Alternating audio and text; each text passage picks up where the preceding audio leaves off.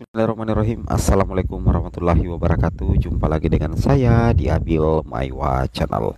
Jadi teman-teman, channel ini merupakan channel pendidikan tempat kita berbagi tentang aplikasi pendidikan, Microsoft Office, serta tips dan triks komputer.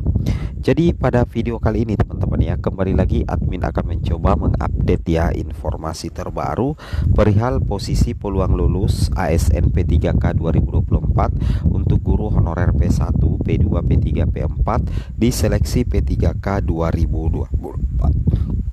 Tapi sebelum kita lanjut teman-teman ya, bagi rekan-rekan guru yang baru pertama kali menemukan channel ini, jangan lupa tekan tombol subscribe dan aktifkan lonceng notifikasinya agar setiap hari teman-teman bisa mendapatkan update informasi terbaru seputar perkembangan P3K Guru 2023. Di sini kita akan bahas sesuatu yang menarik ya, bagaimana sebenarnya posisi peluang lulus untuk ASN P3K 2024 untuk guru honorer P1, P2, P3, P4 di seleksi P3K 2024. Langsung saja teman-teman ya, kita to the point ke informasinya.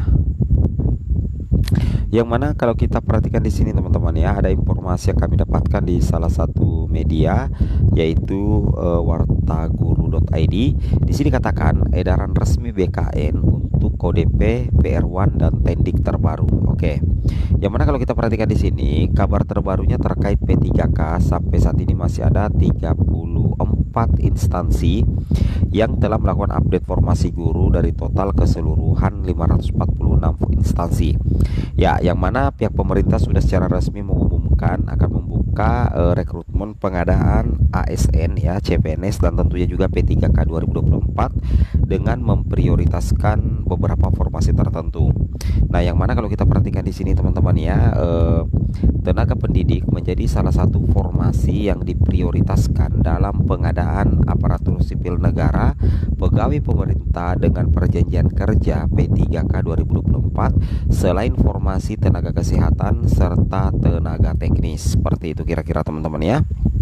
Kemudian diberitakan juga di sini pihak Kemenpan RB juga meminta instansi pemerintah untuk mulai melakukan pendataan ya, serta juga mengusulkan kebutuhan ASN yang menjadi prioritas untuk segera diisi dalam instansi masing-masing.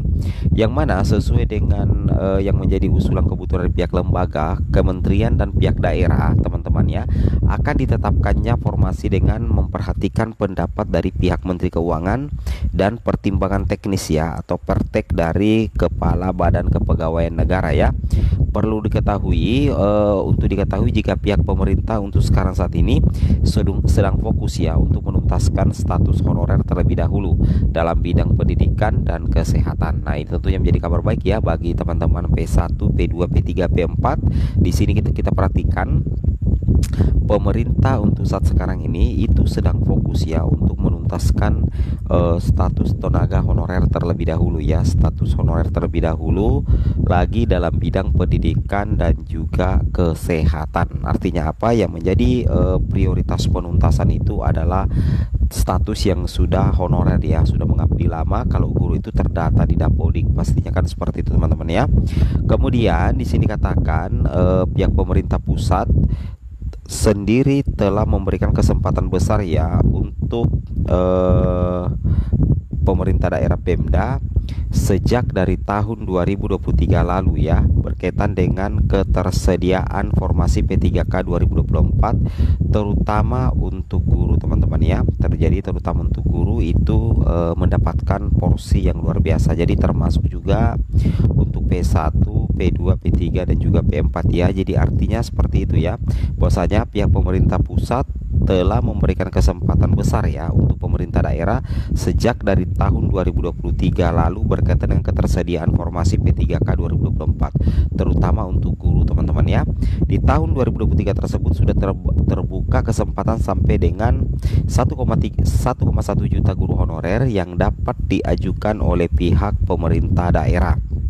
Namun, Pemda dalam hal tersebut tidak melakukan pengajuan secara 100% kebutuhan formasi untuk guru honorer.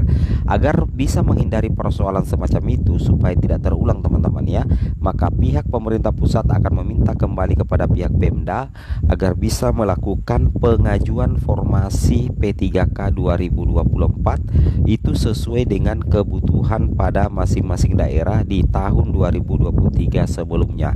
Artinya apa? Artinya di sini Pemda itu diberikan kesempatan ya untuk segera mengajukan formasi P3K 2024 tentunya sesuai dengan kebutuhan pada masing-masing daerah di tahun 2003 sebelumnya ya, yang mana Kementerian Pendidikan dan Kebudayaan ya, Kemdikbudristek di tahun 2023 ini juga sudah memperoleh total kebutuhan guru ASN P3K sebanyak 662.919 guru.